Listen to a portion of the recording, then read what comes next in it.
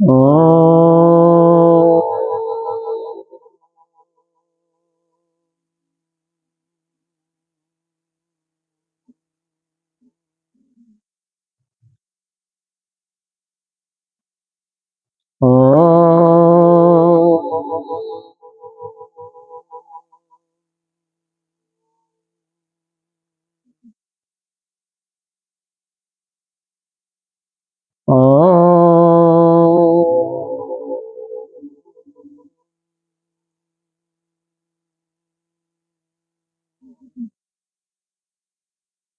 ॐ शनायवतु शनो भुनक्तु सह वीर्यं करवावहि तेजस्विनावधीतमस्तु मा विद्विषावहि।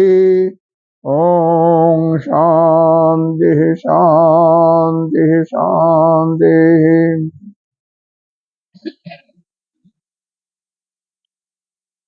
ॐ पार्थाय प्रतिबोधितं भगवता नारायणेन स्वयं व्यासेन ग्रथितां पुराणमुनिना मध्ये महाभारतम् अद्वैतामृतवर्षिणीं भगवतीम् अष्टादशाध्यायिनी अम्ब तामनुसन्दधामि भगवद्गीते भवद्भीषणे। नमस्तुते व्यास विशालबुद्धे पुल्लारविन्दायतवज्रनेत्र येन त्वया भारततैलगुण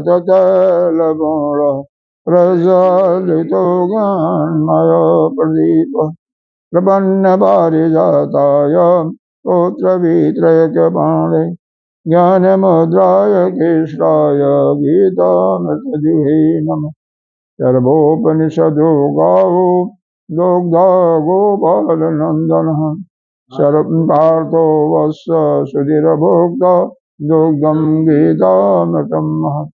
वसुदेवसुतं देवं कंसचारूरमर्दं देवकी परमानन्दं कृष्णं वन्दे जगद्गुरुम्।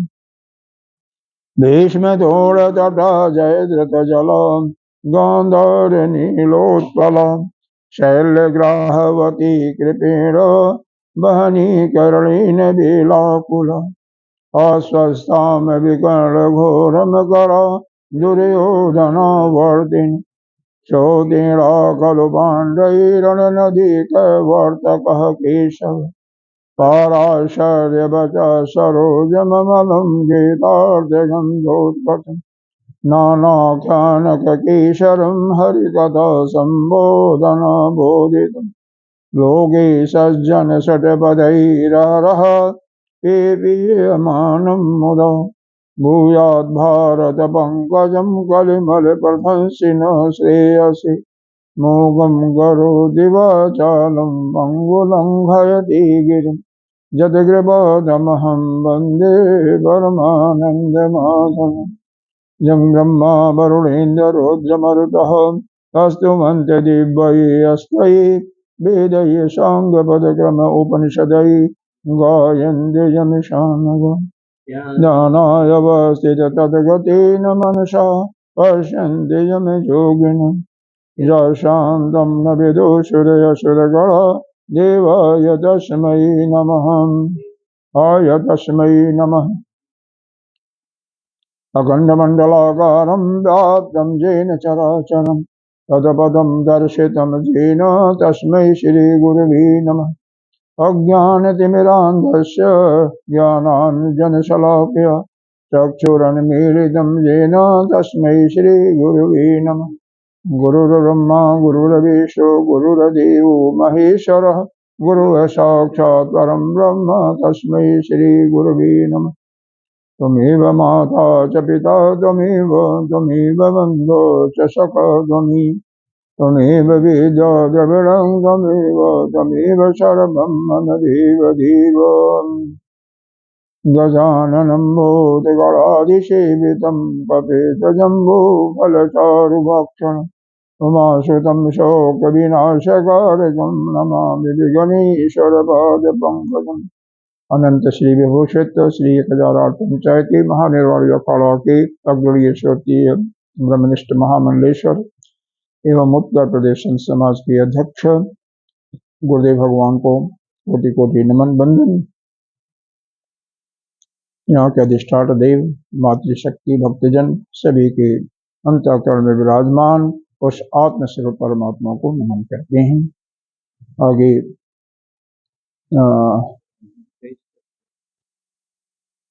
23 हो गया था, 20 कहाँ हो गया था, 22 तक शायद हुआ था। 22 भी अभी बोला था लेकिन 22 को चलो 22 से पढ़ते।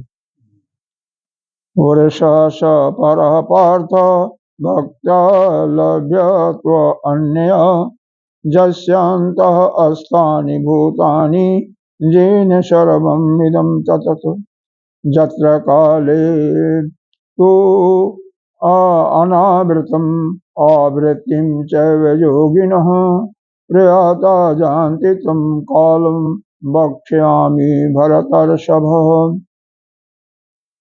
इस संसार से, क्योंकि अभी पीछे कल हम लोगों ने देखा कि यह ब्रह्मा का जो दिन और रात्रि होती है बहुत लंबी होती है, और दिन के समय जैसे ही दिन समाप्त होता है, सूर्यास्त होता है, वैसे ही जितने भी जीव हैं उसी ब्रह्मा के सूक्ष्म शरीर में लीन हो जाती है, मतलब वह अव्यक्त अवस्था में चले जाते हैं।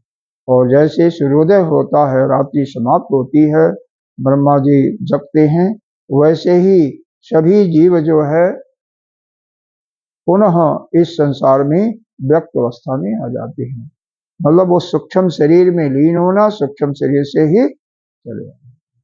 इसका मतलब पूरा का पूरा इतना बड़ा सृष्टि है, 7-8 अरब की जनसंख्या तो केवल मनुष्यों की, और कितने कीड़े तो बहुत होंगे, कई अरब होंगे, पशु पक्षी, मतलब इतने सब कुछ ले करके ब्रह्मा जी का क्या है। उसी को हिरण्यगर्भ कहते हैं, उसी को प्रजापति कहते हैं, उसी को श्रोत्रात्मा कहते हैं, उसी को ब्रह्मा जी भी कहते हैं। ब्रह्मा जी पुराणों में कहते हैं, बाकी अन्य जगह में तो खैर। एक जगह तो आया है श्रीमद् भागवत पुराण में कि कई ब्रह्मा है, एक ही ब्रह्मा नहीं, कई ब्रह्मा। जब ब्रह्मा जी को मोह हुआ था उस समय इसका वर्णन आता है। तो अब सोचो कितनी सृष्टि है, कितनी क्या है, कितने ब्रह्मांड हैं, कुछ पता नहीं। तो इसमें हमें 2-3 बातों का विशेष ध्यान देना चाहिए, रखना चाहिए, हर समय रखना चाहिए। यह जो बाह्य जगत है ना, जब तक ये हमारे अंदर यह बाह्य जगत रहेगा, बाह्य जगत की कोई भी घटना, कोई भी वस्तु, चाहे स्थान हो, व्यक्ति हो, उसका कोई भी जरा सा भी छाप रहेगा ना, तब तक आप ध्यान में नहीं बैठ सकते, क्योंकि ध्यान में बैठने के पहले फिर वही ध्यान में जब बैठेंगे तो वही याद आएगा। यहाँ तक कि अगर कोई संकल्प आप कर लेते हैं, मन में संकल्प आता है कि ध्यान के बाद हमें अमुक चीज करना है, यहाँ जाना है, चाहे वो घर ही क्यों न हो, इतने समय के बाद जाना है या अमुक काम करना है, तो भी ध्यान नहीं लग सकता। फिर क्या होगा, वह समय आपको ध्यान नहीं रहेगा, वह काल में बैठा रहेगा। इसलिए ध्यान करने के पहले जब भी बैठें, कहीं भी बैठें, तो मन से सभी कुछ बाहर निकालना है। तो पहली बात तो यह हो गई, यह हमेशा के लिए है, हम शरीर से इस संसार का जितना ही तादाद में रखेंगे, शरीर संसार पहले छोड़िए, पहले अपने आप से देख लेते हैं हम, क्योंकि हम शरीर नहीं है, हम क्या हैं, जीवात्मा भी नहीं है, लेकिन हम जीव स्वीकार कर लेते हैं, क्योंकि हम करने वाले और जितने भी भोग होते हैं भोक्ता बन जाते हैं, इसलिए जीवात्मा बन गए हैं, नहीं तो हैं तो नित्य शुद्ध बुद्ध मुक्त आत्मा ही है, परमात्मा ही। खैर, वह जब स्वीकार हमने कर लिया कि मैं भोक्ता हूं, हम करता हूं, यानी शरीर से अपना तादात्म्य बना लिया। ये शरीर से जितना तादात्म्य होगा उतना ही बाह्य वस्तुओं का चिंतन भी आपके अंदर जागे होगा। ये दोनों directly proportional to each other हैं। प्रोपोर्शनल तो जानते होंगे ना, मैथ पढ़े होंगे, डायरेक्टली प्रोपोर्शनल पढ़े होंगे ना, इनवर्सली प्रोपोर्शनल। हाँ, तो मतलब कहने का भाव यह है, जितना ज्यादा तादात्म्य होगा उतना ही ज्यादा आपका संसार या मन जो है संसार का चिंतन करेगा। और जितना आपका शरीर से तादात्म्य घट जाएगा, कम होता जाएगा, वैसे ही संसार का चिंतन कम हो जाएगा। और जब बिल्कुल आप शरीर से अपने को अलग महसूस करोगे, पूरा दृढ़ता आ जाएगी, शरीर से कोई भी तादात्म्य नहीं होगा, उस समय शरीर संसार का चिंतन भी न के बराबर हो जाएगा, और वही जो है आपकी आत्मस्वरूप की स्थिति होगी। क्योंकि मन में कोई भी वृत्ति नहीं उठेगी। जब संसार ही आपके सामने गायब होगा तो वृत्ति कहाँ उठती है? इसका दृष्टांत आपका सुषुप्ति अवस्था है, जिसको आप गाढ़ी निद्रा कहते हैं। जब गाढ़ी निद्रा में सो जाते हो तो मन के अंदर कोई भी वृत्ति नहीं आती। जगने के बाद आएगा, जब सपने में रहोगे तो आएगा, जब जागृत अवस्था में रहोगे तो भी आएगा। तो जागृत सपने, जागते जागते भी हम सपना देखते रहते हैं। कौन सा सपना? एक शेख चिल्ली का तो कथा हमने सुनाया हुआ है। तो जागते जागते बिना मतलब के भविष्य की चिंता करते रहना कि हमें इतना मिलेगा तो ये हो जाएगा, फिर यह हो जाएगा, फिर यह सब शेख चिल्ली की कथा है। होगा कुछ नहीं, और केवल आपका यह मन जो है उसमें ही लगा रहता है। इसीलिए मन को हमेशा कहाँ लगाना है? उस परमात्मा में लगाना। लेकिन कैसे लगेगा मन? परमात्मा में तभी लगेगा जब कि आपका शरीर से तादात्म्य समाप्त होगा। और जुड़ेगा कहाँ? परमात्मा में तभी, क्योंकि शरीर से जब तादात्म्य समाप्त होगा तो आपका बाह्य जगत का चिंतन समाप्त होगा, तभी आप उस परमात्मा के प्रति जुड़ेंगे। तो शरीर की हमारी 3 अवस्थाएं होती हैं, सबको पता है। एक तो ये शरीर जो दिखाई दे रहा है, स्थूल शरीर, यही सब काम इसी से प्रतिपादित होते हैं। जितने भी काम होते हैं, अच्छा हो तो भी बुरा हो तो भी शरीर के माध्यम से ही कार्य होते हैं। लेकिन शरीर के माध्यम से होते हैं, लेकिन हम अपने को शरीर मान लिया, यानी अपने को शरीर से नाता जोड़ लिया। तो शरीर के द्वारा जितने भी संबंध बनते हैं ना, जब से हम पैदा होते हैं और आज तक जितने भी संबंध बने हैं, जितने भी साथी बने हैं, अगर कोई आपके प्राइमरी स्कूल का साथ पढ़ा हुआ वो भी आ गया, अगर पहचान में आ गया, तो कितना प्रेम होगा। तो जितने भी हैं, या सर्विस के दौरान या लोकेलिटी के अनुसार, स्थान के अनुसार, कैसे भी हैं, सभी आपके लिए जहर के समान है। क्यों? आध्यात्मिक उन्नति में सभी क्या है? विष है, जहर है। क्योंकि आध्यात्मिक उन्नति तो तभी होगी जब संसार से बिल्कुल नाता टूटेगा, और तब तक नहीं टूटेगा जब तक कि आपका शरीर से तादात्म्य बना है। तो क्या करो? शरीर से तादात्म्य जब तक रहता है तो खूब परिश्रम करके भगवान की सेवा करो। भगवान की करो, संतों की करो, दीन दुखिया की करो, खूब सेवा करो। मंदिर में जाओ तो केवल मंदिर में दर्शन मत करो, बल्कि सेवा करो। उस समय हो तो दर्शन करने से क्या मिलेगा? कुछ नहीं मिलेगा। एक मन का भ्रम होता है कि हमने, क्योंकि परमात्मा तो हमारे अंदर है ना, बाहर हम देख रहे हैं, खोज रहे हैं। कबीरदास जी का दोहा याद कर लीजिए, याद है नहीं? कि घट घट हम खोज रहे हैं, लेकिन वह क्या है? वो परमात्मा का हमारे अंदर ही है। तो जब तक आप अंदर जाओगे नहीं तो उससे प्रेम कैसे होगा? जब देखो, प्रेम का एक लिमिटेशन है। अगर एक ही या 2 ही व्यक्ति से या एक घर के अंदर ही जिसका प्रेम बहुत ज्यादा होता है, वो समाज में भी किसी से प्रेम नहीं करता, बहुत थोड़ी बहुत करता है। और जो इसका समाज में प्रेम होता है, उसका घर में प्रेम कम हो जाता है। ये आप देख लो, नेताओं का देख लो, वो थोड़ा बहुत अगर प्रेम अपने जनता जनार्दन से है तो उनका घर से और उससे प्रेम बहुत कम होता जाता है, कम होता जाता है। वो फिर नहीं है।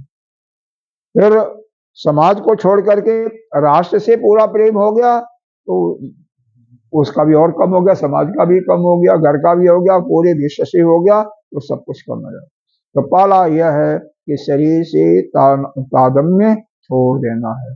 जितना कम होगा उतना ही संसार से कम होगा, और जितना संसार से आपका तादात्म्य कम होगा उतना ही आपकी आध्यात्मिक प्रगति है। यह पहला काम जब पूरा हो जाता है, दूसरा काम फिर क्या हम मान लेते हैं, जीव भाव। तो यह जो शरीर है यह क्या है, सगुण और साकार का रूप है। तो इसको क्या लगाओ, सगुण साकार। कौन है, परमात्मा का सगुण साकार। यह जो अवतार रूप में भगवान के विभिन्न दिखाई देते हैं, उन्हीं की सेवा करो, उनकी पूजा करो, अर्चना करो। यह तब उससे जो है आपके हृदय में प्रेम होगा। एक संत कहते थे, वृंदावन के थे, कि जब तक प्रारंभिक साधकों के लिए, बाद में नहीं, क्योंकि मंत्र का तो गुरुदेव ने बताया है कि जब चित्त जाप करने लगता है तो हमारे पाप भी करते हैं।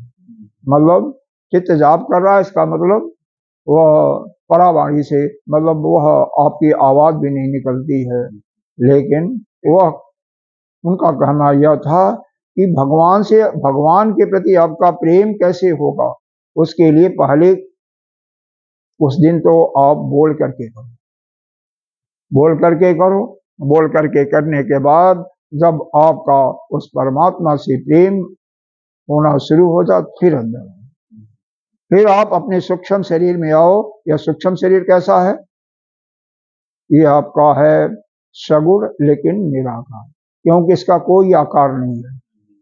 परमात्मा का क्या आकार है, कोई नहीं है, निराकार है। तो आप चूंकि ब्रह्म ही हो, तो जब ब्रह्म का आकार नहीं है तो आपका कैसे आकार होगा। और ब्रह्म का सगुण निराकार रूप क्या है, यही ईश्वर परमात्मा। गुण तो है उसमें, लेकिन वो भी दिखाई कोई रूप नहीं है। एक और कल्पना करो, क्योंकि यह ब्रह्म सभी में व्याप्त है ना, तो अगर इसका कोई रूप होता तो एक हाथी को लो, हाथी का कितना विशाल होता है, तो उसका जीव भी बड़ा होता है। लेकिन मान लो दूसरे जन्म में वही हाथी एक मच्छर बन जाता है या चींटी बन जाता है, तो उसका जीव यदि बड़ा होता, कोई आकार होता, तो चींटी या मच्छर में कैसे समाता। तो इसलिए, क्योंकि वही तो शरीर धारण कर रहा है ना, तो इसका मतलब यही हुआ कि वह अपना जो जीवात्मा है ना, न तो आत्मा का कोई आकार है, न जीवात्मा, क्योंकि जीवात्मा है कुछ नहीं, यह आत्मा का ही प्रतिबिंब है, एक कल्पित चीज है जो कि आत्मा पर ही अध्यस्त है। तो इसका कोई आकार नहीं होता। गुण तो होता है, गुण तो होता है, तभी तो इसके अंदर भी प्रेम होता है। अब भगवान से तभी तो प्रेम होगा। अगर प्रेमा शक्ति न हो, ज्ञान शक्ति न हो, तो कैसे ज्ञान आपके अंदर आएगा। और जो क्रिया शक्ति न हो तो कैसे सेवा करोगे, इत्यादि करोगे। तो यह सब कुछ तो उसमें होता ही होता है। तो यह जो है, अब सूक्ष्म शरीर आ गया, तो इससे क्या करना है आपका, जो निर्गुण, अरे सगुण और निराकार है, तो सगुण निराकार का ध्यान करो। सगुण निराकार का कैसे ध्यान करोगे, इसके लिए कुछ संत बताते हैं योग मार्ग।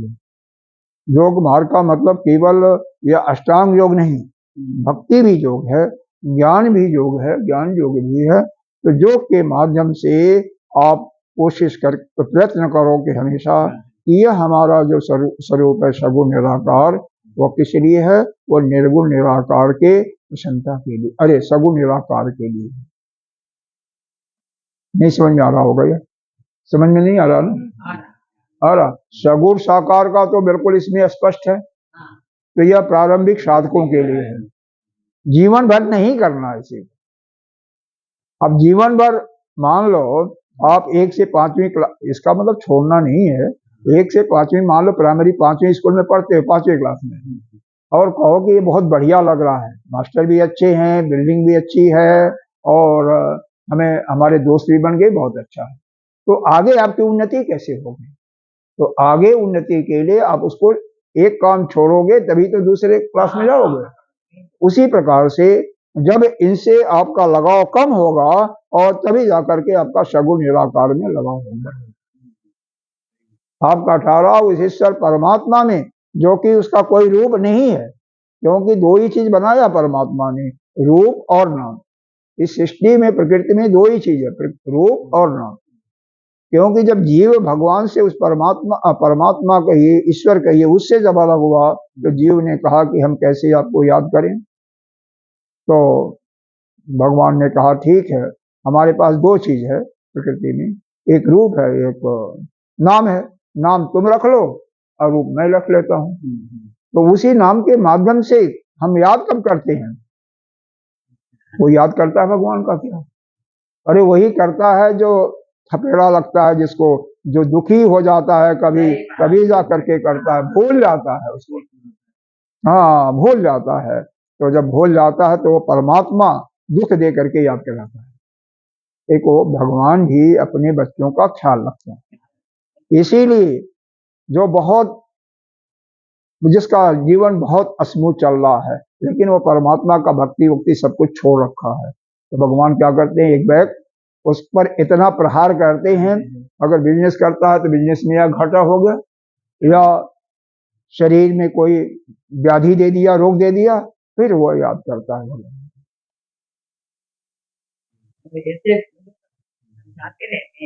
हाँ, याद दिलाते हैं, लेकिन याद करे तो ना। एक आयुर्वेद की थ्योरी, हाँ, सुख दे करके नहीं याद होता है। सुख दे करके कोई याद करता तो भगवान को क्या है, फिर तो क्या है, फिर तो सुख को भोग ही रहे हो। अरे वो कहीं एक्सेप्शनल केस हो सकता नहीं, दे तो कोई नहीं याद करता। जितना जो सुखी होता है ना, उतना ही परमात्मा को भूल करके अपने, क्योंकि वो जंजाल बढ़ जाता है ना। जितना जो जिसका माया के चक्कर में और फंसता, दलदल में फंसता चला जाता है, तो वहां परमात्मा कहाँ है? वहां तो रुपया है, पैसा है, हाँ, उसी में वो फंस जाता है। परिवार है, उसी में फंस जाता है। ऐसा है, अपना लोक ऐसा है, मान सम्मान मिल रहा है। तब वहां पर एक्सेप्शन मोदी का मत दो, या कोई एक्सेप्शनल और केस हो जाता उसका मत दो, बाकी सभी संसार उसी में फंस जाता है, दलदल में फंस जाता। परमात्मा तो गए किनारे, तो वह परमात्मा याद करता है। आयुर्वेद का सिद्धांत कहता है, जब हमारे शरीर के अंदर, हालांकि यहाँ पर उसका तथ्य नहीं बनता है, लेकिन ये परमात्मा याद कराने वाली बात आई है, इसी के लिए हम उदाहरण दे रहे हैं, दृष्टांत दे रहे हैं। जब मल का सुचारू रूप से बाहर नहीं होना होता है, मल बड़ी आंत में इकट्ठा रहता, सड़ता है, तो जब वह सड़ता कैसे है? जो बारंबार केवल खाता है, केवल खाने पर जिसका ध्यान रहता है, उसको पचाने पर पचेगा कैसे? जब वो पानी पिएगा तभी तो पचेगा, और बीच में गैप देगा तभी तो पचेगा। उस पर ध्यान नहीं होता है, तो जब सड़ने लगता है तो वही बुखार के रूप में या कोड़े के रूप में वही प्रकट होता है। मतलब वह आपको सावधान करता है कि अब तुम सुधर जाओ, नहीं तो तुम इस जाल में फंसते ही जाओगे। और फिर भी कोई नहीं ध्यान देता है। बुखार कोई बुरा नहीं है, फोड़ा फुंसी होते हैं वह भी बुरा नहीं है, क्योंकि वह याद दिलाते हैं कि तुम गलत रास्ते पर चल रहे हो, अब अपने को संभालो। और जो संभाल लिया तो संभल गया, नहीं संभाला तो फिर उसी में फंसता जाता है। फिर उसका बुखार तो कईयों का उसी, कहते नहीं मियादी बुखार में हो गया, मियादी बुखार सही रहता, अच्छे नहीं होता है, महीनों पड़े रहते हैं, महीनों 2-2 महीने पड़े रहते हैं, इसीलिए कई मर भी जाते हैं। तो इस कारण इसका यही है कि जो प्रकृति के सिद्धांत को अनुभव करने में अपने को भूल जाता है, भ्रम में पड़ जाता है, वही फंसता है। ऐसे ही भगवान भी उसको याद कराते रहते हैं। तो जब आप जीव रूप में हो गए, सगुण निराकार रूप में, शरीर से आपका तादात्म्य हट गया, तो आपकी उपासना क्या हो गई? वह योग मार्ग से वह उस परमात्मा का, सगुण निराकार का उपासना करो, उसका ध्यान करो, है? कि वह और आप एक ही तो हो। और फिर वहां से जब आपकी बिल्कुल एक तादात्म्य बन गया कि आप और उस ब्रह्म में कोई अंतर नहीं है। जैसे आप पूजा करते हो, मैं बारंबार कहता हूं, जिस देवता की पूजा करते हो, पूजा के अंत समय में एक योग की क्रिया होती है। योग की क्रिया क्या है कि वहां पर अपने मन को एकाग्र करके ये देखो कि आप और आपकी आत्मा और जिसकी आराधना कर रहे उसकी आत्मा दोनों एक है और वही ब्रह्म है। यह ऐसा स्पष्ट भाव आपके अंदर आना चाहिए, तभी साधना आपकी आगे बढ़ेगी, नहीं तो नहीं बढ़ेगी।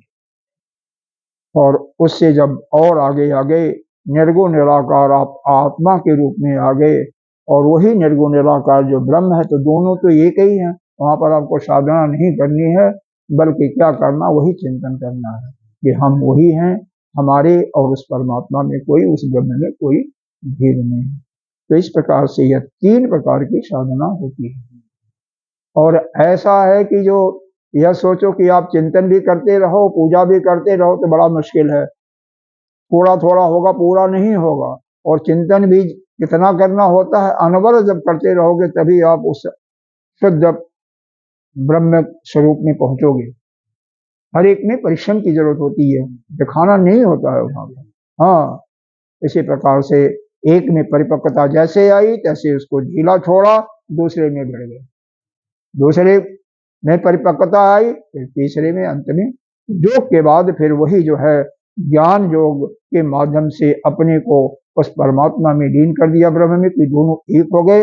या भक्ति, वो जो ऐसी भक्ति होती है जो अनन्य भक्ति होती है, गीता के 9वें अध्याय में अनन्य भक्ति का उदाहरण दिया है।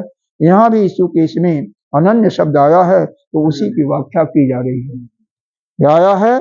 पुरुषः स परः पार्थ भक्त्या लभ्यत तु अनन्य। अनन्य, तो वह अनन्य भक्ति के माध्यम से आप उस परमात्मा से एक हो जाते हो। जैसे उदाहरण के स्वरूप में मीराबाई या प्रभु या इस्कॉन के जो संस्थापक थे प्रभुपाद जी, इस प्रकार से आप भी एक हो सकते हैं। तो यह साधना जो करनी है ना, उसमें जैसे संसार के कार्यों में जब हम पूरी तन्मयता के साथ लगते हैं, तभी वो अच्छी प्रकार से संसार का कार्य संपन्न होता है ठीक रूप से। उसी प्रकार से भगवान की साधना में अगर जाना है तो सब कुछ छोड़ छाड़ करके जाना है, तब जाकर के वह आपका बेड़ा पार। अब देखिए, अनन्य शब्द का एक दूसरा अर्थ होता है कि उस परमात्मा के सिवा, जो आपका आराध्य है, उसके सिवा अन्य किसी का कोई चिंतन नहीं। अनन्य एक अर्थ भी होता है कि हम केवल हमारे मन में, बुद्धि में किसका चिंतन हो, हमारा मन बुद्धि दोनों उसी को समर्पित हो, किसी अन्य का विचार भी ना आवे, बाह्य जगत क्या किसी का भी नहीं आवे। यह भी नहीं कि यह हम राम का कर रहे हैं, हनुमान जी हैं, यह ना, एक ही है बस। वही राम हनुमान जी के रूप में है जिसका आप चिंतन कर रहे हो, वही कृष्ण भी है, वही शिव भी है, अलग नहीं है। ऐसा अभेद दृष्टि आपके अंदर आनी चाहिए, वह अलग नहीं है। एक घटना है कि तुलसीदास जी वृंदावन में गए, तो वह उनका सिर नहीं झुका। पुजारियों ने कहा, महाराज अब आप सिर तो झुकाइए। तो कहते हैं कि जब हाथ में धनुष और बाण लेकर के यह विराजेंगे, तब हमारा तुलसी जी का सर झुकेगा। और बिल्कुल उसी रूप में खड़े रहे। फिर भगवान को झुकना पड़ा। भगवान अपने धनुष बाण के रूप में श्री राम के रूप में आते हैं, फिर उनका झुक जाते हैं उसी में से जुड़ा। ऐसा नहीं है, इतना विश्वास हो। और जब उसमें विश्वास ही नहीं है तो कैसे आपका साधना होगी? तो अनन्य रूप से उसका चिंतन करना, जो भी करता है। पुरुषः स परमं पार्थ, इसके पहले वाला तो हो गया था ना, 21 का हो गया था। पुरुषः स परः पार्थ, हे पार्थ, हे अर्जुन, वह शरीर रूपी जो में जो वह शयन करने वाला, उसी को पुरुष कहते हैं। पुरुष इसका नाम इसीलिए है कि यह पूर्व में शयन करता है ना, शरीर रूपी महल में शयन करता है। कौन? यही जीवात्मा, इसीलिए इसका नाम पुरुष है, या आत्मा कहिए। तो वह अज्ञानी लोग उसको जीवात्मा कहते हैं, ज्ञानी लोग पुरुष कहते हैं, और आत्मा कहते हैं शुद्धात्मा। तो यही पुरुष जो है, चूंकि यह शरीर रूपी पूर्व में शयन करने वाला है, इसीलिए इसका नाम पुरुष है। भक्त्या लप्त्या अनन्या, जब अनन्य वह भक्ति जो है, ऐसी भक्ति, इस भक्ति का 13वें अध्याय में भगवान ने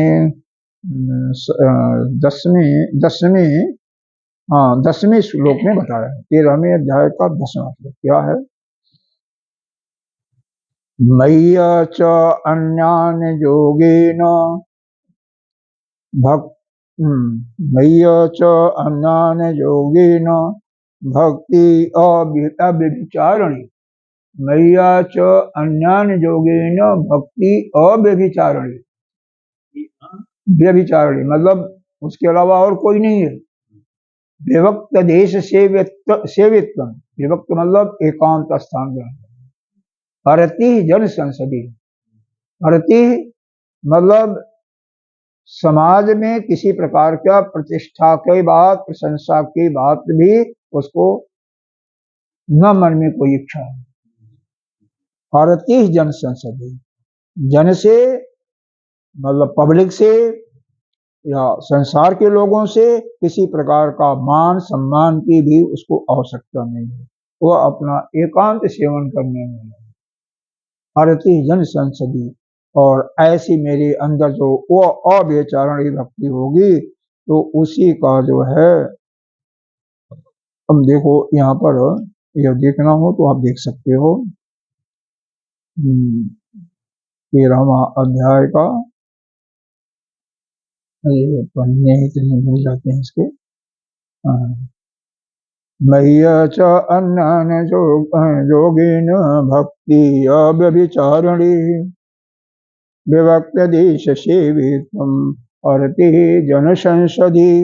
ठीक है, समझ में आया? तो जब हम उसकी परमात्मा की भक्ति अनन्य रूप से करते हैं, जैसे तेल की धार गिराते हैं तो तेल के धार के सदिश तेल टूटता नहीं है, उसी प्रकार से हमारा ध्यान केवल उसी में है, उसके अतिरिक्त और कोई भी हमारे मन में नहीं है, तब जाकर के उस भक्ति का नाम होता है।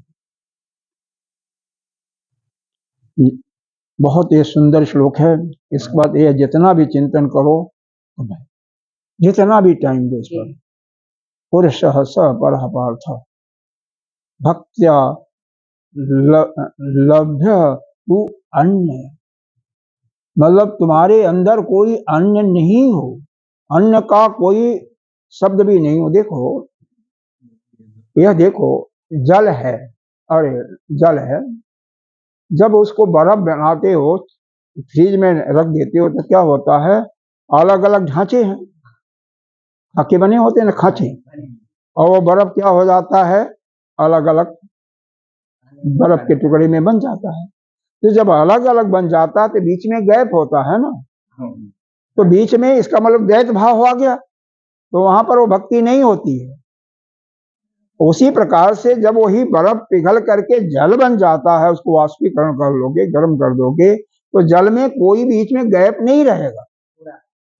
हाँ, तो यह हमारी बुद्धि ही जब इस प्रकार से हो जाती है, जो को महत्तत्व कहते हैं, हमारी बुद्धि इस प्रकार से आती है महत्तत्व, जिसमें कोई द्वैत का भाव ही नहीं होता, हमारे सिवा और कोई है ही नहीं है, वही है। यानी सर्वभूतास्तात्मानम सर्वभूतानि च आत्मनि, सभी प्राणी जो है हमारी, हम ही जो है सभी लोगों के अंदर है और सभी प्राणी हमारे अंदर है। ऐसा हम ही मालिक हैं, हम ही परमात्मा, परमात्मा कोई अन्य नहीं है। ऐसा जब दृढ़ भाव हो जाता है ना, तब आपका यह जीवन मरण से मुक्ति मिलती है। और जब तक आप यह चाहो कि नहीं हम तो संसार का भी चिंतन करते रहें, भगवान का भी, तब तक पूरी नहीं होता है। न तो अपना यह ठीक नहीं लगता है, न वह ठिकाने लगता है। तो हमें द्वैत भाव बिल्कुल ही नहीं रखना, जितना ही हमारे अंदर द्वैत होता है। देखो आपको तो यह लय प्रक्रिया बताई गई है, वैसे भी क्या कहते हैं, संसार क्या कहता है कि यह प्राण ही इस शरीर को धारण किए हुए, सभी यह 99.9% लोग कहते हैं जब तक प्राण है तब तक शरीर है, लेकिन वास्तविकता यह नहीं है। जब तक हम जिंदा हैं तब तक प्राण है, क्योंकि हम शरीर नहीं है। जब तक हम हैं इस शरीर में, जिंदा भी नहीं है। हम शरीर से निकल जाते हैं, चले जाते हैं, लेकिन जिंदा तो हमेशा ही रहते हैं। हमारा तो कोई मृत्यु है ही नहीं है। तो जब शरीर से यह जीवात्मा जब निकल जाता है तब प्राण का चलना बंद हो गया और तभी जा करके यह शरीर नष्ट हो जाता है। तो इसमें क्या है, कैसे उसमें अब चैतन्य तक जाओगे, निराकार की जब भक्ति करोगे, तो यही है कि आप इंद्रिय को किसमें लीन करो, मन में लीन करो। और दूसरे तरीके से अगर देखो तो प्राण को भी उसी में लीन कर दो, मन को फिर बुद्धि में लीन करो और बुद्धि को जाकर के महत्तत्व में लीन कर दो, क्योंकि सभी बुद्धियां एक जैसे, हमने जल का उदाहरण दिया, वह महत्तत्व वह स्थिति, अब फिर उसको जाकर के उस परम चैतन्य में लीन कर दो। फिर आप क्या हो जाओगे, वह चैतन्य के स्वरूप में पहुंच गए। फिर आपका सारा संसार का जो भी शोक था, दुख होता था, वह सब समाप्त हो जाएगा और आपका जीवन मरण भी से छुट्टी मिल जाएगी। अनन्य चिंतन, किसी अन्य का भाव ही हमारे अंदर न रहे, एवं न दैत का भी भाव न आए हमारे और उस परमात्मा के। जब तक आप बाहर परमात्मा को देखोगे, अंदर नहीं देखोगे, तब तक आप परमात्मा को कभी भूल करके भी नहीं प्राप्त कर सकते हो। उसको प्राप्त करने की इच्छा है तो उसको अपने अंदर ही जाना पड़ेगा, संसार से तादाद हटा करके अपने अंदर जा करके ही देखना पड़ेगा, अंदर ही, क्योंकि वही प्रकाश स्वरूपा है ना। प्रकाश की झलक तभी आएगी जब संसार से बिल्कुल आपकी वृत्ति समाप्त हो जाएगा, तब तक नहीं रहेगा, तब तक नहीं रहेगा। जस अंतस्थानी भूतानी जेन सर्वम इदम ततम, जिसी के अंदर सारे प्राणी जो है उसी के अंदर निवास कर रहे हैं, और उसी के अंदर निवास कर रहे हैं। सारा इसका विस्तार गीता जी के 10वें अध्याय में दिया हुआ है। सभी प्राणी, यानी सभी प्राणियों के अंदर वही है, या सभी प्राणी उसी के अंदर है। हाँ, माया वो तो कह रही है, माया तो है ही। जस अंतस्थानी भूतानी जेन सर्वम इदम ततम, पूरा सृष्टि भी उसी से व्याप्त है। जैसे संसार, ये आकाश के ले लो, कमरे में कई घड़े रख लो, तो हर एक घड़े में आकाश अलग अलग है ना, घड़ों को फोड़ दो तो सभी आकाश एक हो गया। यही सभी को, यह जो अपनी बुद्धि ही जब महत्तत्व के रूप में प्रदर्शित आती है, सारा एक दूसरे का जब भेद मिट जाता है, तभी वह अद्वैत बुद्धि वह परमात्मा को समर्पित होती है। वह चैतन्य स्वरूप जो है, उसके पहले नहीं है। तो पुरुष स परमं पार्थ, वह क्या है, परह पार्थ, वह पुरुष जो है क्या है, परे है, परह पार्थ। भक्त्या कैसे प्राप्त होगा, दूरत कैसे प्राप्त, केवल भक्ति से। भक्ति लभ्यन तू अन्य, और कैसी भक्ति, वह अनन्य भक्ति, उसके अलावा किसी का और चिंतन न हो, यहाँ तक कि केवल अपने अंदर इसका चिंतन करना है।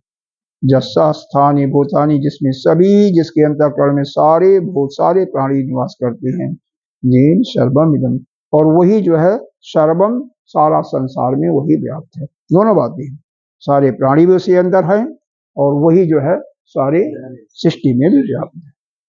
और ये इसका भाष्य भी देख लेते हैं। पुरुष का अर्थ दिया पूरी शयनात् पूर्णत्वात्, जो पूर्ण होकर के पूर्व में शयन करता है, यानी शरीर में शयन करता है, इसलिए नाम इसका पुरुष पड़ा। पार्थ परो निरतिशयो जस्माद पुरुषात् न, मतलब परो, पार्थ का मतलब क्या दिया, वह निरतिशय परम पुरुष, जैसे सूक्ष्म श्रेष्ठ अन्य कुछ भी नहीं। पार्थ परो निरतिशय, स पर पार्थ, मतलब हे पार्थ, वह कौन है, वह निरतिशय है, किसी पर आश्रय भी नहीं है, निरतिशय है। और क्या है, जिसके पश्चात कुछ भी नहीं है, परम पुरुष, जिसमें जिसके लिए अन्य कुछ भी नहीं, वही सब कुछ है, या जिसके अंदर सारे प्राणी उसमें समाते हैं। लभ्यतु ज्ञान लक्षण से युक्त अन्य का अर्थ दिया, आत्म विषय के अतिरिक्त कुछ न हो। इसके अलावा भूतानि का कार्य ही कारणस्य अंतर्वर्ती भवति, जिससे पुरुष सारा यह संसार आकाश से घट के भांति व्याप्त है। येन पुरुषेण सर्वम इदम जगत व्याप्तम्। इसके आगे क्या दिया? प्रकृति नाम जोगी नाम, जिन्होंने इस ओंकार, देखो प्रकृति को तो अपने वश में करना ही पड़ेगा। प्रकृति का क्या है? यह जो हमारा शरीर बना है, मन बुद्धि चित्त, ये क्या है? प्रकृति में है। इस पर हमें काबू पाना पड़ेगा। इंद्रिय मन बुद्धि जब तक ये हमारे बस में रहेंगे तभी जाकर के साधना होती है। जब यह हमारे बस में नहीं रहेंगे तो साधना नहीं होगी। तो प्रकृता नाम योगी नाम प्राण आवेशित ब्रह्म बुद्धि नाम कालांतर मुक्ति भावनाम ब्रह्म पत्ते उत्तरो मार्गा व्यक्त अत्र काले इत्यादि। अब यहाँ पर यह जो प्रकरण चेंज होने वाला है यह समाप्त हो गया। अगले श्लोक की यहाँ पर संगति है कि आगे जाकर के भगवान जो योगी लोग हैं या जो ज्ञानी हैं या जो भक्त हैं, मतलब तीनों योगी हैं, किसी भी प्रकार से ब्रह्म को प्राप्त करने वाले हैं, जो ब्रह्म को प्राप्त करने के रास्ते पर चल रहे हैं, नहीं प्राप्त किए हैं, उनकी गति क्या होती है, उस आगे जो है अगले मंत्र से वह गतियों की विषय में बताया गया है।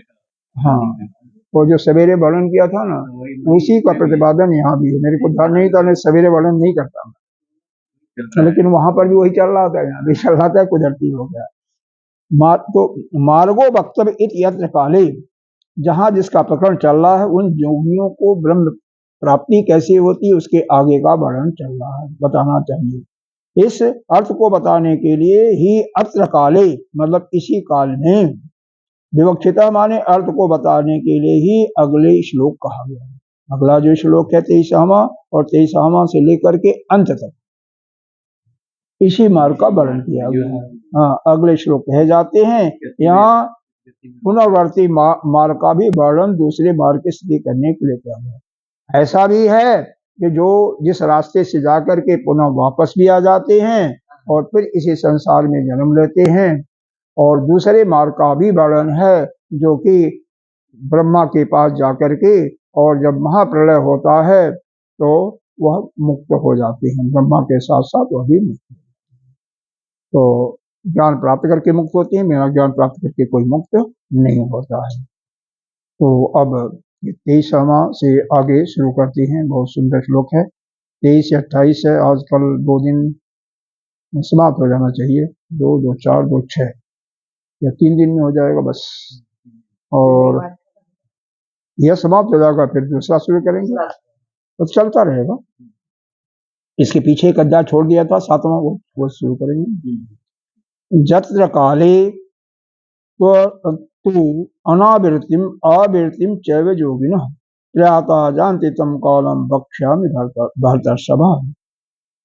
जत्र काले, इस पद का क्यों अगले पद से संबंध है? जत्र काले मतलब अगले, इसके अगले श्लोक बताया है कि जो मरता कब शरीर त्यागता है? प्रकाश में, अग्नि में प्रकाश में, दिन में, जो कि वो भी आपका प्रकाश ही है, और शुक्ल पक्ष में जहाँ पर प्रकाश ही होता है, और फिर उत्तरायण के मार्ग से ब्रह्मलोक तक जाता है। कौन जाता है ये सब बात करेंगे। अच्छा, दूसरा काल यह होता है कि अंधेरे में, रात्रि में, धूम्र मार्ग से धुआं सुलगाया हुआ वहां पर प्राण त्यागा, रात्रि में प्राण त्यागा, या कृष्ण पक्ष में जहाँ पर चंद्रमा का प्रकाश नहीं है उसमें त्यागा। वह दक्षिणायन मार्ग से जाकर के मैक्सिमम गति उसकी पितरलोक तक या चंद्र तक होता है, और वहां पर चंद्रमा तक जाकर के वह अपने पुण्य का फल भोगता है। पुण्य पाप जो भी होते हैं फल भोग करके फिर उसको वापस आने ही आना है। तो इन मार्गों का आगे वर्णन है इसमें।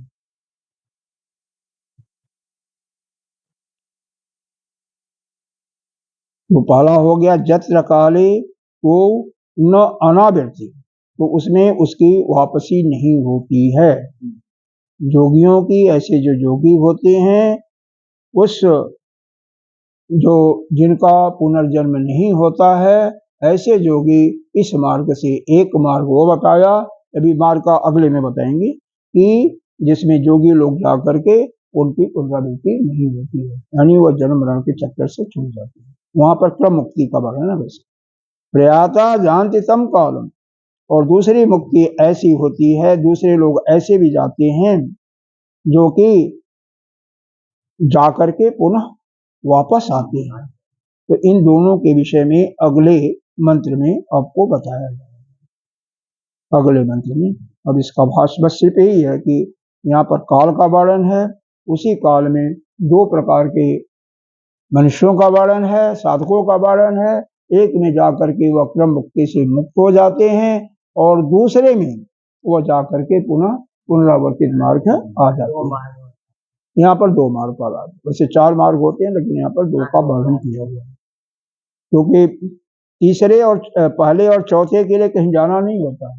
जो पापी होता है ना, उसकी कोई गति नहीं होती है, यहीं पर मरता है और यहीं पर पैदा हो जाता है। और जो ज्ञानी हो गया, ज्ञान प्राप्त कर लिया, उसकी भी गति नहीं होती है, वो अभी बस ब्रह्म में लीन हो गया, बस खत्म, उसका भी जन्म मरण से छुट्टी। हाँ, जो बीच वाले उन्हीं की गति होती है।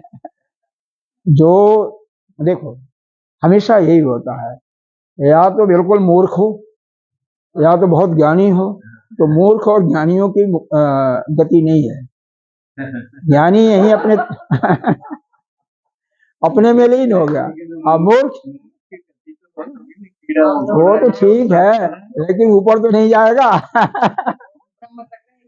कहीं नहीं जाएगा, वह मूर्ख यहीं रहेगा, यहीं मरेगा, यहीं पैदा होगा।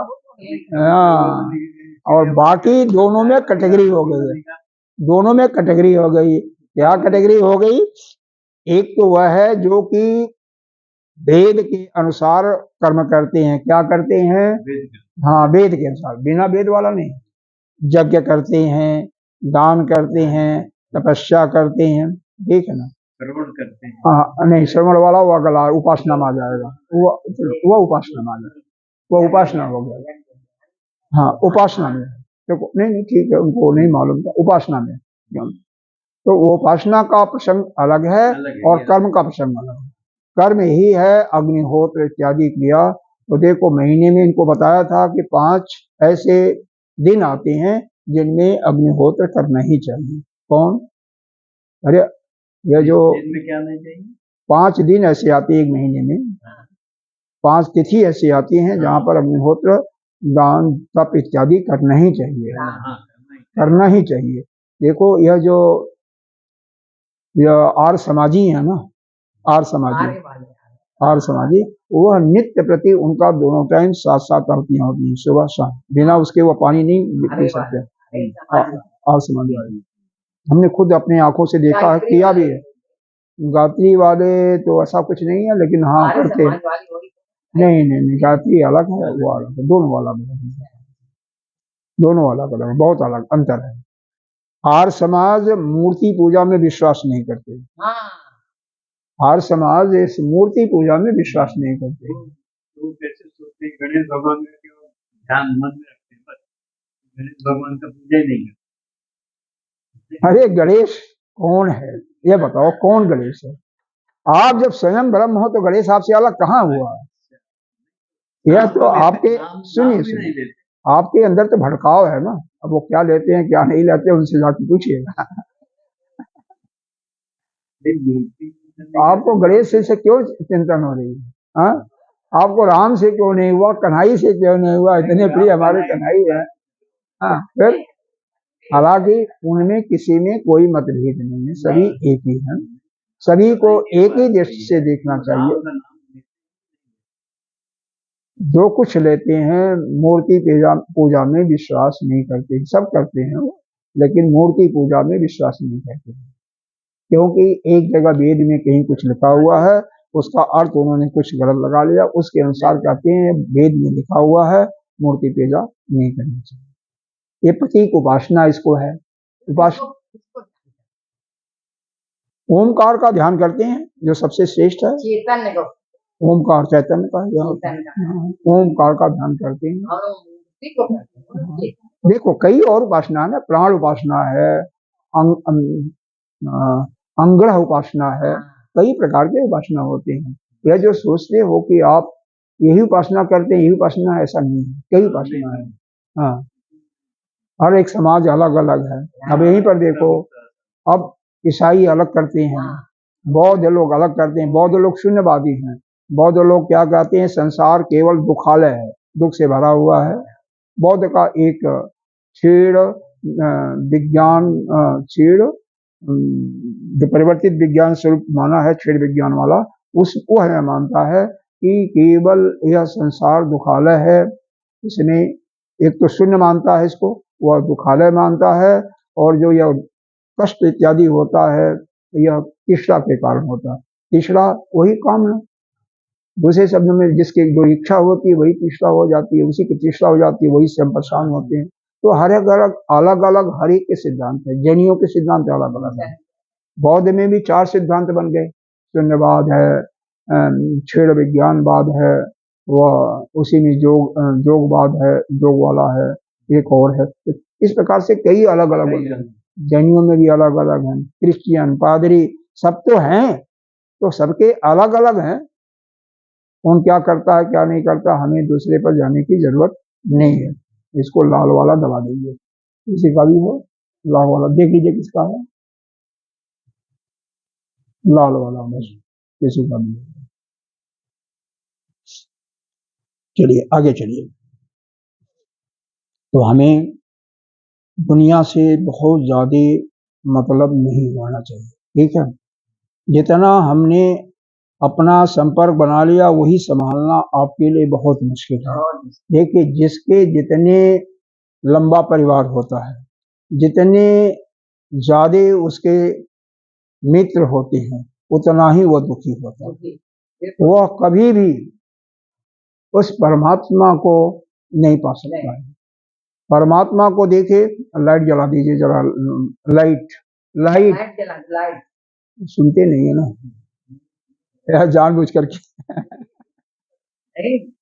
हाँ, तीसरा नंबर है, तीसरा नंबर। हाँ, तो क्या बात चल रही थी? ज्यादा किसी को सोचना नहीं चाहिए। हाँ, देखो, तो जिसके भी ज्यादा मित्र होते हैं, संबंधी होते हैं, उतना ही दुखी होता है। इसलिए अरे भगवान राम को देखो ना, कितने मित्र थे, 2 मित्र थे। एक सुग्रीव को बनाया था और दूसरा कौन था, विभीषण था।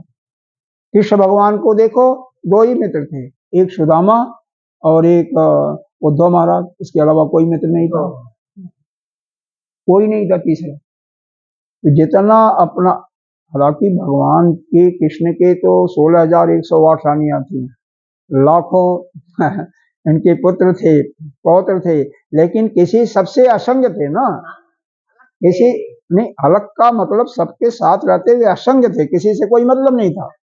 हाँ, अरे क्या आ रहा है? हाँ हाँ, कोई बात नहीं, आने दो, बाद में बात करते हैं। अब समय हो गया, 10 मिनट और होगा ज्यादा। तो हमें ज्यादा जितना हमारे मित्र बन गए, रिश्तेदारी बन गए, परिवार बन गया, सब बस उतना ही पर हमें समाप्त होना चाहिए, उससे आगे हमें नहीं बढ़ना चाहिए, ठीक है ना। तो यहाँ पर यही बताया, यहाँ पर 2 प्रकार के गतियों का वर्णन किया गया है। अब इसका भाष्य देख लेते हैं। एक वो गति जो है उसका नाम नहीं दिया, लेकिन जिसमें योगी लोग जाते हैं, जो ब्रह्म तक जाकर के, ब्रह्मलोक तक जाकर के वहां पर सभी प्रकार का सुख भोग करते हैं, और अंत में सुख भोग करके वापस नहीं आते हैं, फिर अपना ब्रह्म से मुक्त हो जाते हैं, ज्ञान प्राप्त करके मुक्त हो जाते हैं, करके मुक्त हो जाते हैं अंतिम समय में। जब ना दौरान में नहीं, जब ब्रह्मा जी का अपने जीवन का अंतिम समय आता है तो वह ज्ञान दे करके उस समय मुक्त होते हैं। जिनको आलस्य आ गया, प्रमाद आ गया, पुनः आते हैं, वो आएंगे ज्ञान नहीं प्राप्त किए तो। और दूसरे ऐसे लोग हैं जो कि वहां तक नहीं जाकर के बल्कि स्वर्गलोक तक ही रह जाते हैं, पितृलोक तक ही। छांदोग्योपनिषद में केवल पितृलोक तक वर्णन है दूसरों का, यहाँ पर नहीं। यहाँ पर देखिए भी क्या है, लेकिन वापसी है उनकी, निश्चित रूप से उनकी वापसी गति होती है, और बड़े मुश्किल से फिर मनुष्य जन्म मिलता, आसानी से नहीं मिलता। आइए इसका भाष देख लेते हैं। जत्र काले प्रियता इति व्यवहितेन संबंध, मतलब इस पद का व्यवधान युक्त प्रियता अगले पद से संबंध है। क्या है? जस्मिन, जत्र माने जस्मिन, जिस, जत्र का मतलब जिस समय, जस्मिन काले तू अनावृतम अपुनर्जन्मो, जिसका पुनर्जन्म नहीं होता, अनावृत मतलब पुराना जन्म नहीं होता। तद विपरीताम चाहिए बच्चा, आवृत्तिम का मतलब उसके विपरीत। इति योगिनः, यह कर्मियों का, जोगियों का यह है कि उनका पुनः जन्म नहीं होता और दूसरों का पुनः जन्म होता। कर्मिणः तो गुणतः कर्म जोगिन योगिना, जो केवल, अब देखो, जो केवल कर्म करता रहेगा, केवल कर्म करने में ही विश्वास करता है, वह कर्म क्या है? कर्म फिर फंसाता ही रहता है। जो उपासना नहीं करता है, कर्म ही करता रहेगा, वह वही फंसाता है। तो इसलिए कर्म फंसाता है। लेकिन अगर निष्काम वही कर्म दूसरे प्रकार से करें तो कर्म के भी दो भेद होते हैं ना, मोटा मोटा, उसे तो 5 प्रकार के भेद हैं, लेकिन मोटा मोटा एक तो सकाम कर्म और एक निष्काम कर्म। तो जो सकाम कर्म करता है वह जा करके अपना यश लोक से जाने के बाद सुख भोग लेगा, क्योंकि उनका वो जो सूक्ष्म शरीर है वही एक उसको दूसरा शरीर मिलता है, उसी शरीर से जाकर के सुख भोगता है, या पाप किया होगा तो दुख भोगेगा, तो उसको करके फिर वापस आता है। दूसरा, कर्मिणः तो गुणतः कर्म जोगिन जोगी नाम, इस कर्म जोगिन जोगी नाम इस विशेषण से कभी भी गुण विशेष से जोगी है। मतलब यहाँ पर कर्म जोगी नाम जो लिया गया, इसका मतलब कर्म का गंभीर अर्थ लिया गया है, क्योंकि जोगी जो होते हैं कोई भी कर्म करते हैं तो उनका कर्म अपना, अपने लिए न होकर के बल्कि समाज के लिए होता है। यहाँ पर जिस जोगी का अर्थ लगाया है भगवान ने, वह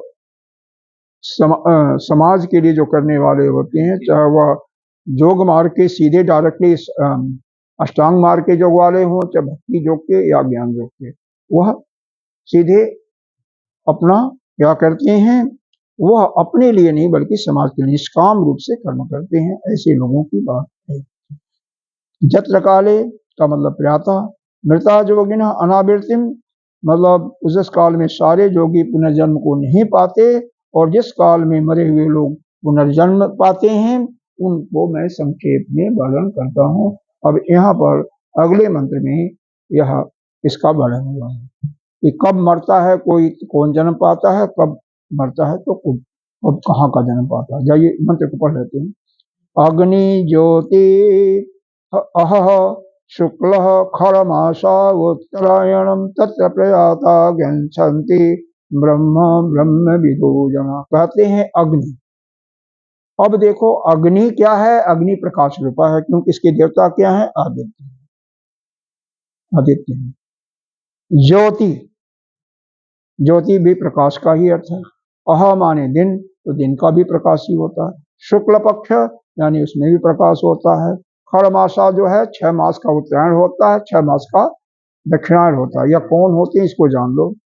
जब यह खिचड़ी आती है ना 14 जनवरी हर साल का, इससे लेकर के करीब 17 जुलाई तक, 16-17 जुलाई तक, जब तक सूर्य कर्क राशि में नहीं आता तब तक उत्तरायण मार्ग होता है, जिसमें हमारे देश में दिन बड़े होते हैं, रात्रि छोटी होती है। इसके विपरीत यह वह 16 जुलाई से लेकर के 14 जनवरी तक उसको दक्षिणायन मार्ग कहते हैं, जिसमें दिन छोटा होता है और रात्रि बड़ी होती है। अच्छा, अब यहाँ पर देखो इस मंत्र में क्या बताया। सभी प्रकाश में 5 प्रकार के प्रकाश दिया गया। अग्नि यह भी प्रकाश रूपा है, ज्योति भी प्रकाश रूपा है, दिन भी प्रकाश रूपा है, शुक्ल पक्ष भी प्रकाश रूपा है, और उत्तरायण मार्ग भी खरमास का यह भी प्रकाश। इसमें जो जाता है तत्र प्रयाता गच्छन्ति, जो भी साधक इस समय जाता है, मतलब अपने शरीर को छोड़ता है, वह ब्रह्म विदो जना, वह ब्रह्म लोक तक जाता है और ब्रह्मा से ज्ञान प्राप्त करके वह मुक्त हो जाता है, उसका पुनः पुनरावर्तन नहीं होता है। इस पर डिस्कशन हम लोग कल करेंगे, और क्योंकि इसमें बहुत कुछ बतानी है तो उसको बताएंगे। बाकी शाब्दिक अर्थ इसका हो गया, भावार्थ हो गया। यहीं पर इसको हम समाप्त करते हैं। ओम पूर्णमिदः पूर्णमिदं पूर्णात् पूर्णमुदच्यते पूर्णस्य पूर्णमादाय पूर्णमेवावशिष्यते। ओम शांति शांति शांति।